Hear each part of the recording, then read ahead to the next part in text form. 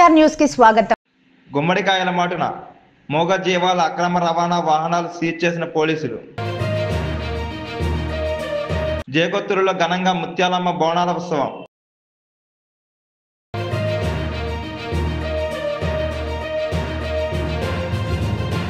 అదోని నియోజకవర్గంలో ఎరువుల కొరత లేకుండా చేస్తానంటున్న ఎమ్మెల్యే పార్థసారథి.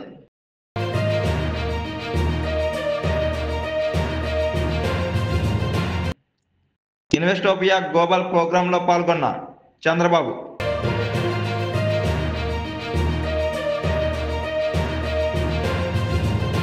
గుమ్మడికాయల మాటున మోగ జీవాల అక్రమ రవాణాను కిల్లంపూడి పోలీసులు గుట్టురట్టు చేశారు. దీనికి సంబంధించిన వివరాలు సిఐ వైఆర్కే శ్రీనివాస్ వెల్లడించారు. జిల్లా ఎస్పీకు వచ్చిన సమాచారం మేరకు కిల్లంపూడి మండలం కృష్ణవరం టోల్ గేట్ వద్ద ఆవులను తరలిస్తున్న వ్యాన్ను పట్టుకోవడం జరిగిందన్నారు. వ్యాన్లో 2 ప్రత్యేక అరలను తయారు చేయించి క్రిందారులో 10 మూగజీవాలను పెట్టి ఎవరికి అనుమానం రాకుండా పైర్లో గుమ్మడికాయల మూటలను వేశారన్నారు. అక్రమంగా గోవదకు తరలిస్తున్న వాహనాన్ని సీజ్ చేసి ఆవులను స్వాధీనం చేసుకోవడం జరిగిందన్నారు. జిల్లా ఎస్పీ శ్రీ జి పిందుమాధవ్ ఐపీఎస్ వారు ఇవ్వబడిన సమాచారం మేరకు కిరణంపూడి మండలం కృష్ణవరం టోల్ ప్లాజా వద్ద కూర గుమ్మడికాయల లోడు కింద అక్రమంగా హింసాత్మకంగా రవాణా చేస్తున్నటువంటి కొన్ని గోవులను స్వాధీనపరుచుకుని వారిపై కేసు నమోదు చేయడం జరిగింది.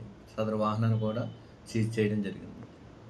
జేకొత్తూరులో ఘనంగా ముత్యాలమ్మ బోనాల ఉత్సవం. మండలంలోని జేకొత్తూరు గ్రామ దేవత ముత్యాలమ్మకు మంగళవారం ఘనంగా బోనాల ఉత్సవాలు జరిపారు. ఆషాఢ మాసం ముగింపు సందర్భంగా అమ్మవారి ఆలయం చలువ పందిళ్లతో వేప కొమ్మల తోరణాలతో ఆరింది. స్థానిక ఆంజనేయ స్వామి ఆలయం వద్ద ఉదయం శాస్త్రోక్తంగా పండితులచే గణపతి పూజతో ప్రారంభించి కలశ స్థాపన నిర్వహించారు. అనంతరం మట్టి పాత్రలలో ముత్యాలమ్మ అమ్మవారిని మహా నైవేద్యంతో అవగాహన జరిపారు. గ్రామంలో బాజా భజంత్రిలతో ఊరేగింపుగా బయలుదేరి అడపవారి ఆడపడుచు శ్రీ ముత్యాలమ్మ ఆలయం వద్దకు చేరుకున్నారు.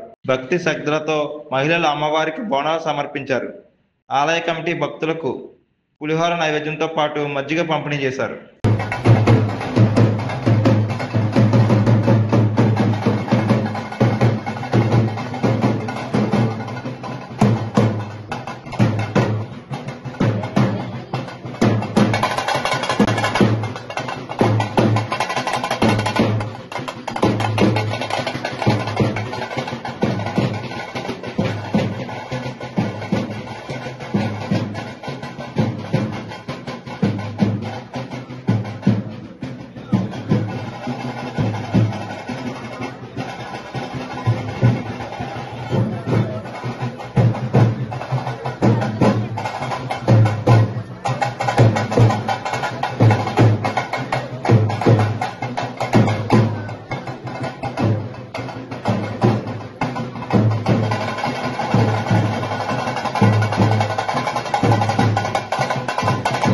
వానాకాలం వచ్చింది, ఈ ఎరువులు వేసే సందర్భం వచ్చింది కాబట్టి మనమందరూ కూడా క్యూలో నిలబడతా ఉన్నాం. వచ్చి 40 రోజుల తర్వాత ఎరువు వేయాలి కాబట్టి సడన్గా అందరికీ ఒకే రకమైన డిమాండ్ వచ్చింది. కాబట్టి ఎరువులకి డిమాండ్ రావడంతో దీన్ని ఒకవైపున గవర్నమెంట్ కేడీసీఎం ఇక్కడ మార్కెట్ యార్డ్లో ఉన్నట్టు దాంట్లో కానీ టయానికి ఇక్కడ సప్లై రావట్లేదని, అలాగే ప్రైవేట్ షాపుల్లోకి వెళ్తే అక్కడ స్టాకులు లేవని చెప్తా ఉన్నారు. ఉంటే కూడా పక్కన గుళికలు ఇస్తూ ఉన్నారు. ఆ గుళికలు 700 రూపాయలు 800 రూపాయలు అవుతుంది. అది ఎందుకు పనికి రాదు కాబట్టి దానికి అంత డబ్బులు పెట్టి కొనడం కష్టంగా అనిపిస్తూ ఉంది రైతుకి. మీరందరూ అర్థం చేసుకోవాలి, యూరియా అన్నది తప్పనిసరిగా ఈ రోజుల్లో భూమిలోకి వేయాల్సింది. నేను రైతులను అడుగుతా ఉన్నా, అడిగితే ఎంత వేస్తారంటే ఒకప్పుడు నాకు తెలిసి 1/2 బస్తా యూరియా 1/2 బస్తా డిఏపి కలిపి వేస్తే సరిపోతుంది. కానీ తర్వాత రోజుల్లో 1 బస్తా ఎకరాకి వేయాల్సి వస్తుంది. ఇప్పుడు తమ్ముళ్ళంతా చెప్తా ఉన్నారు 2 బస్తాలు వేస్తే తప్ప పండదండి, ఎట్లా పండుతుంది, సత్తువే లేకుండా పోయింది అని తమ్ముడు చెప్తా ఉన్నాడు నాకు. చాలా దారుణమైన పరిస్థితి. అంటే రోజు రోజుకు ఎరువులు వేసుకుంటా పోతే, ఎరువుల శాతం పెంచుకుంటా పోతే ఇంకా మనం తినేది ధాన్యం కాదు, తినేది ఆహారం కాదు, ఎరువులు తిన్నట్టుగానే. ఇంకా ఇవన్నీ కూడా భూమిలో పోతే మొక్కల నుంచి వచ్చేది తింటాం కదా మనం, ఎరువులు తిన్నట్టే తప్ప మనం అన్నం తిన్నట్టుగా లేదు, కూరగాయలు తిన్నట్టు పండ్లు తిన్నట్టుగా లేదు, ఎరువే తిన్నట్టుగా ఉంది నాకు. ఇక్కడ ఒక విషయం మీకు అర్థం కావాలి. యూరియా మీరు చూస్తా ఉన్నారు పసుపు రంగులో ఉన్నది. దీన్ని తయారీ ఖర్చు, ఇది ఫ్యాక్టరీలో తయారవ్వడానికి 2236 రూపాయలు ఖర్చు అవుతుంది తయారు చేయడానికి. కేంద్ర ప్రభుత్వం, నరేంద్ర మోదీ ప్రభుత్వం దీంట్లో సుమారుగా 2000 రూపాయలు భరిస్తుంది. అంటే రైతుకు ఒక బస్తా ఈ రోజుకి మనం 266 రూపాయలకి కొంటామంటేనే చాలా కష్టంగా ఉంది రైతులకి. అయ్యో ఎరువుల ధర ఇంతనా అనే భయపడతా ఉన్నారు, బాధపడతా ఉన్నారు. అందువల్ల ధర పెరగకూడదన్న ఉద్దేశంతో 2236 రూపాయల్లో 2000 రూపాయలు నరేంద్ర మోదీ ప్రభుత్వం భరిస్తుంది. మిగిలిన 266 రూపాయలు మాత్రమే రైతు దగ్గర నుంచి తీసుకుంటుంది బస్తాకి. అలాగే డిఏపి తయారీ ఖర్చు, ఒక బస్తా తయారీ ఖర్చు 2445 రూపాయలు బస్తా ఖర్చు తయారీకి. దాంట్లో 1095 రూపాయలు కేంద్ర ప్రభుత్వం, నరేంద్ర మోదీ ప్రభుత్వం భరిస్తుంది. మిగిలిన 1350 రూపాయలు మాత్రమే రైతు దగ్గర నుంచి వసూలు చేస్తుంది. ఇది నేను చెప్పే లెక్క కాదు, మీరు కొనేటువంటి ప్రతి బస్తా మీద పూర్తిగా రాసి ఉంటుంది, ప్రింట్ చేసి ఉంటుంది, చదవండి.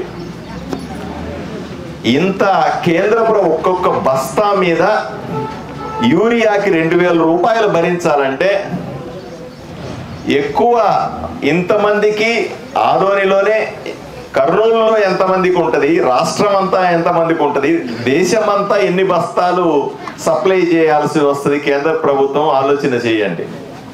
అందువల్లే కేంద్ర ప్రభుత్వం చాలా స్పష్టంగా చెప్పింది, చల్లేటువంటి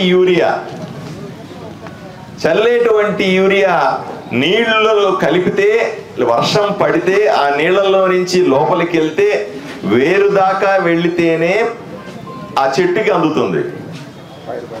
అందువల్ల దానివల్ల పెద్దగా ఉపయోగం ఉండదు. కేవలం మనము 100 కేజీలు చల్లితే 40 కేజీలు మాత్రమే మొక్కలకు వెళ్తుంది, 60 కేజీలు వృధా అయిపోతుంది అని చెబుతారు. అందువల్లనే నానో యూరియా అని కేంద్ర ప్రభుత్వం, నరేంద్ర మోదీ ప్రభుత్వం కొత్తగా తీసుకొచ్చింది. అంటే మీకు నీళ్లలాగా ఉండేటువంటి యూరియా, ఒక బాటిల్ని 1 ఎకరాకి మొక్క పైన ఆకుల మీద మాత్రమే చల్లుకుంటూ పోతే, ఏదైతే మనం కింద పోస్తే యూరియా నేలకు పోస్తే ఎంత బలం, దానికంటే కూడా 3 రెట్లు ఎక్కువగా పని చేస్తుంది యూరియా అని, నానో యూరియా అని మనము తయారు చేస్తా ఉంది కేంద్ర ప్రభుత్వం, మనకి ఇస్తా ఉంది. దాన్ని కూడా మనం వాడుకునే ప్రయత్నం చేయాలి. డిమాండ్ తగ్గించి, అంటే బస్తాల కంటే కూడా చిన్న బాటిల్ తీసుకుపోతే కూడా చాలు అని, అది త్వరలో మీకు అందుబాటులోకి వస్తుంది. దాన్ని వాడాల్సిందిగా, దాని గురించి ఆలోచన చేయాల్సిందిగా మీకు అందరికీ చెప్తా ఉన్నాను. ఇకపోతే ఏప్రిల్ నుంచి మనకి సుమారుగా 7000 మెట్రిక్ టన్నుల యూరియాని మనము ఆదోని తెచ్చాము. 7000 మెట్రిక్ టన్నులు అంటే 1 టన్ అంటే 1000 కేజీలు, 1 టన్ను 1000 కేజీలు, మెట్రిక్ టన్ అంటే 10 టన్నులు మెట్రిక్ టన్ను. అలా 7000 మెట్రిక్ టన్నుల్ని మనము రైళ్ల ద్వారా కేంద్ర ప్రభుత్వం, నరేంద్ర మోదీ ప్రభుత్వం ఆదోని రైల్వే స్టేషన్ పంపించింది. దాంట్లో 50% 7000 మెట్రిక్ టన్నులు 3500 మెట్రిక్ టన్నుల్ని మనము మార్క్ ఫెడ్ ద్వారా ఇట్లా KDCMS కానీ లేదా రైతు కేంద్రాలకు, సేవా కేంద్రాలకు కానీ పంపించి మనము సప్లై చేస్తా ఉన్నాం. ఇంకొక 50%, అందరూ ఇక్కడికి రాలేరు అక్కడికి రాలేదని ఇంకొక 50% డీలర్లకు అందరికీ ఇచ్చి మీరు ఇదే రేటుకి రైతుకు అందించండి అని చెప్తా ఉన్నా. మరి ఇన్ని మెట్రిక్ టన్నులు, ఇన్ని రైళ్లు తీసుకొని వచ్చి పెడితే కూడా ఏమైపోతా ఉన్నాయి సార్ ఈ యూరియా అని మీరు అడగాల. మాకు మాత్రం దొరకట్లేదు కదా. చాలా మంది చెప్తున్నారు 10 అడిగితే 7 ఇస్తున్నారు, 10 అడిగితే 5 ఇస్తా ఉన్నారు, 10 అడిగితే 6 ఇస్తా ఉన్నారు అని రైతులందరూ కూడా కంప్లైంట్ చెప్తా ఉన్నారు. ఎందుకు అలా ఇస్తా ఉన్నారు, ఏమైపోతా ఉంది యూరియా అని కూడా మీరు అర్థం చేసుకోవాలి. మొదటిది ప్రైవేటు వాళ్లకు మిగతా గుళికల మందులు కానీ ఇంకో మందులు అమ్ముడు పోవు. దానికి యూరియాకి డిమాండ్ వస్తుందని తెలుసు కదా, అందరూ ఒకేసారి మీద పడతారని తెలుసు కదా, దాంతో కలిపి మేము అమ్మితే లాభాలు వస్తాయని అలా లింకు పెడతా ఉన్నారు. ఆ లింకు పెట్టడం వల్ల భారంగా మారింది. రెండవది, ఇప్పుడు సరఫరా చేసే యూరియా తర్వాత మీరు మొదట్లో పంట వేసారు, వర్షం పడతా ఉంది కదా అని గబగబా అని పంట వేసారు. మీరంతా ఆగాల్సి ఉండే. ఇప్పుడు వర్షం లేకుండా ఎంత ఇబ్బంది పడతా ఉన్నాడు. ఇప్పుడు పడింది వర్షం కదా, మధ్యలో గ్యాప్ వచ్చింది. వర్షం పడిందిగా గబగబా వేసాం, బాగానే ఉంది. ఈ డిమాండ్ వస్తుందని సడన్ గా ఇంతమంది ఇలా క్యూల్లో నిలబడతారని తెలుసు కదా వాళ్ళకి. అందువల్ల వాళ్ళు ఏం చేశారు, తీసుకెళ్లి గోడౌన్లో దాచేసి ఉండొచ్చు కూడా, మనకు తెలియదు. దాచేస్తే 266 రూపాయల్ని 500 కొంటాడు, 600 లేవు అంటే కొంటారు కదా, తప్ప ఏం ఎండబెట్టుకుంటామా పంటని. దాంతో పాటుగా మిగతా ఎరువులు కల్పిస్తేనే అమ్ముతాను అంటే వాళ్ళకి వ్యాపారం జరుగుతుంది కదా అని అనుకుంటుండొచ్చు. అందరూ వ్యాపారస్తులు అలా చేస్తున్నారను, కానీ చాలా మంది వ్యాపారస్తులు అలా చేస్తున్నారని రైతులంతా ఇక్కడ చెబుతా ఉన్నారు. నాకు ఇక్కడికి వచ్చిన తర్వాతనే తెలిసింది ఇంత పెద్ద ఇష్యూ ఉందని. రెండవది, చాలా మంది రైతులు పాపం నిజంగా గుత్తక చేసేవాళ్ళు, 2 ఎకరాలు 3 ఎకరాలు చిన్న రైతులు, రాజకీయంగా పాపం ఏమీ లేకుండా నిజంగా భూమినే నమ్ముకొని ఉన్న రైతులు అన్నారో వాళ్ళు పాపం నిజంగా ఇట్లా క్యూలో నిలబడి పొద్దున 8 గంటలకు వచ్చి భోజనం చేశారా అంటే భోజనం కూడా చేయలేదండి, భోజనానికి పోతే యూరియా అయిపోతుంటారేమో అని ఈడే కూర్చున్నాం అని ఆడవాళ్ళు కూడా చెప్తా ఉన్నారు. ఇది దారుణం. లేకపోతే ఏం చేస్తారు, కొంతమంది వాళ్ళు నిజంగా 2 ఎకరాలు 3 ఎకరాలు ఉంటే లెక్క ప్రకారంగా 2-3 బస్తాలు సరిపోతుంది. ఆయన కూడా నాకు 10 బస్తాలు కావాలంటాడు. ఎందుకు, మళ్ళీ దొరుకుతుందో లేదో, ఇప్పుడు దొరికింది తీసుకుపోయి ఇంట్లో పెట్టుకుంటాను, 2 మూటలు ఎక్స్ట్రా ఉంటే తప్పేముంది అని రైతులే కొంతమంది పెద్ద రైతులు వాళ్ళు వీళ్ళు ముందుకు వచ్చిన వాళ్ళు వెనకాల వచ్చిన వాళ్ళు వాడికి గడ్డం పట్టుకొని వీడికి గడ్డం పట్టుకొని ఎక్స్ట్రాగా తీసుకెళ్లి బ్లాక్ చేసుకుంటా ఉన్నారు. ఇది కూడా కొరత రావడానికి కారణమవుతుంది. ఎవరికి ఎంత అవసరమో అంతే తీసుకుపోవాలి. ఎవరు ఎంత ఈ సీజన్ కోసం, ఈ 15 రోజుల కోసం నీకు నిజంగా 2 మూటలే అవసరమైతే 2 మూటలే తీసుకుపోవాలి. నువ్వు 5 మూటలు 10 మూటలు తీసుకెళ్లి దాచుకుంటే మిగతా వాళ్ళకు ఉండదు కదా. ఈ రకంగా కూడా కొరత ఏర్పడతాం.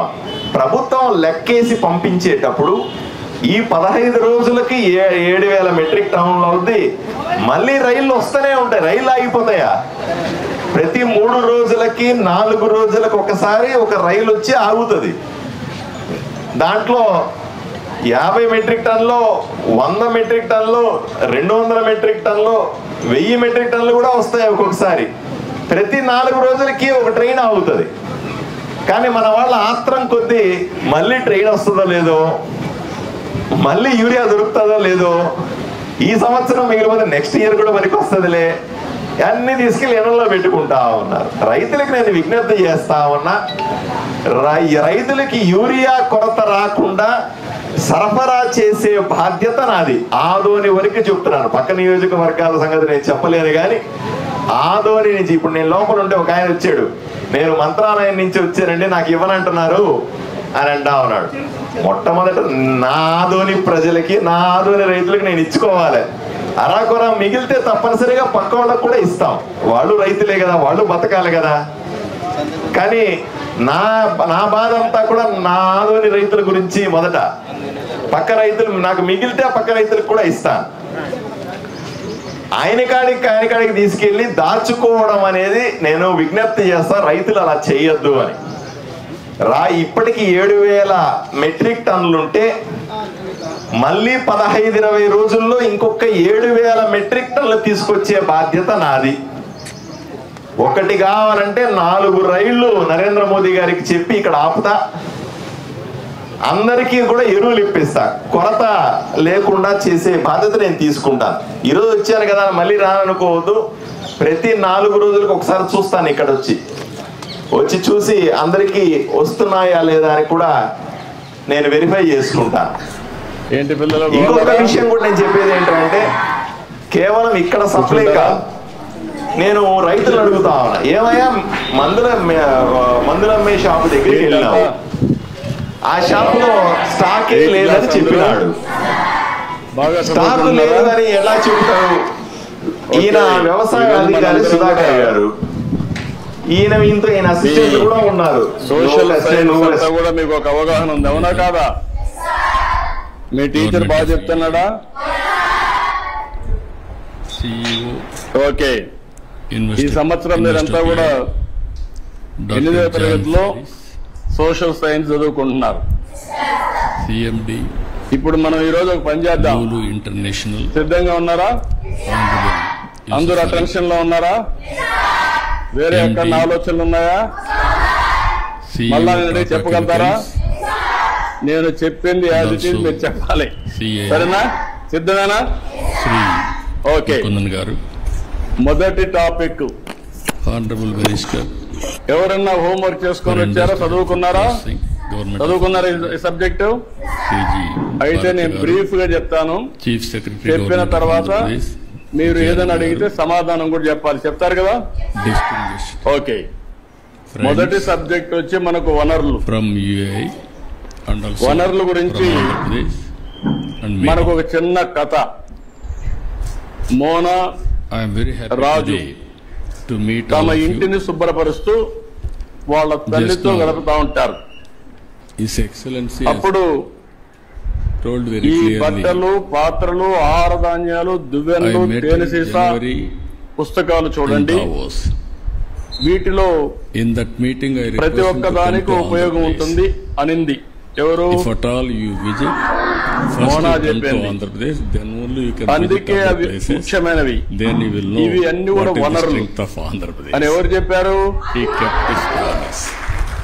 అది అయిన తర్వాత వనరులు అంటే ఏంటి అని రాజు వాళ్ళ అమ్మని అడిగాడు. అడిగినప్పుడు వాళ్ళ అమ్మ చెప్పింది ఏం చెప్పిందంటే, మన అవసరాలు సంతృప్తి పరచడానికి ఉపయోగపడేది ఏదైనా సరే అది ఏమంటారు? వనరులు అంటారు. మీ చుట్టూ ఒకసారి పరిశీలిస్తే అనేక వనరులు మీరు గమనించవచ్చు. తాగేదానికి ఏం కావాలంటాం? Different nations. తాగినప్పుడు దాహం వేసింది ఏం చేస్తారు? మీరు వాటర్ తాగుతారు. తాగినప్పుడు దాన్ని ఏమంటారు? అదే సమయంలో మీ పాఠశాల అయిపోయింది, ఇంటికి పోవాలి. దేంట్లో పోతారు మీరు? Degrees temperature. బస్సులో పోతారు. దాన్ని ఏమంటాం? అండ్ ఆల్సో ఇట్ ఈస్ వనరులు అంటాం. డెజర్ట్. అదే సమయంలో మీరు చదివే పాఠ్య పుస్తకాలు దాన్ని ఏమంటారు? And also you can make it. ఎందుకు వనరు అంటున్నారు? ఐ కెన్ సే ఉపయోగపడుతుంది కాబట్టి. మీ నాన్న ఇంటికి పోతానే మీకేదో తినబండారు ఇస్తారు. దాన్ని తాజా కూరగాయలు కూడా తయారు చేస్తారు. దాన్ని ఏమంటారు? వనరులు అంటారు. ఎందుకు? ఉపయోగపడుతుంది. నీరు, విద్యుత్, అదే మాదిరిగా బస్సు, కూరగాయలు, పాఠ్య పుస్తకం, ఇవన్నీ కూడా ఇంటర్నెట్ సిటీ వనరులు. ఇవన్నీ కూడా తయారు చేసినప్పుడు నేరుగా గాని వస్తువులతో తయారు చేస్తారు. అవునా కాదని అడుగుతున్నాను మిమ్మల్ని. ఇది రావడానికి తయారు చేసే అన్ని కూడా వనరులే, అవునా కాదా? Amazing experience. కాబట్టి ఏదైనా ఒక వస్తువు వనరులుగా ఏ విధంగా మారుతుంది అని రాజుకు అనుమానం వస్తే వాటికి విలువ ఉన్నప్పుడే వస్తువులు వనరులుగా మారుతాయి. ఉపయోగం ఉన్నప్పుడే వనరులు అనుకుంటాం. ఉపయోగం లేకపోతే 2021 మనం అది వనరులుగా పరిగణించాం, అవునా కాదా? అంటే విలువ ఉంటేనే వనరు, విలువ లేకపోతే అది వనరు కాదనేది మన అభిప్రాయం, అవునా కాదా? అంటే ఈ రోజు మనం గుర్తుపెట్టుకోవాల్సింది విలువ అంటే వినియోగ అర్హత, ఉపయోగం ఉండాలి విలువ అంటే, అవునా కాదా? అదే సమయంలో మీరు ఒకటి గుర్తుపెట్టుకోవాలి, లోహాలు ఉంటాయి, కొన్ని విలువ కలిగి ఉంటాయి. You can reach new heights. మీరు ఇంకా చదువుకుంటా ఉంటే నాలెడ్జ్ పెంచుకుంటూ పోతే మీకు అనేక విషయాలు తెలుస్తూ ఉంటాయి. ఈ రోజు రాళ్ళు రెప్పలు ఉంటాయి, అందంగా ఉంటాయి, దానికి విలువ ఉండకపోవచ్చు, కానీ రెండు కూడా ముఖ్యమైనటివి. మానవ సహజ వనరుల్లో ఇంకొక విధంగా అవసరాలు తీరుస్తాయి. ఇప్పుడు రాయి ఉంది, మీకు ఉపయోగపడదు, కానీ రాయి వల్ల ఏమవుతుంది? కంకర తీస్తారు, అక్కడ కూడా ఉపయోగపడుతుంది. ఈ విధంగా వనరులు in UAE are Indians. We are contributing for UAE growth. I really appreciate this gesture also, and also you are providing opportunities for Indians in UAE. Even government of His Excellency and delegates, you are all aware, you are all very shrewd business people. Wherever opportunities are available, entrepreneurs will move that place. I am assuring you, India is one place nobody can ignore. If you see here, after India started economic reforms late, that is 1991. 95 technology revolution has come. We have taken first more advantage.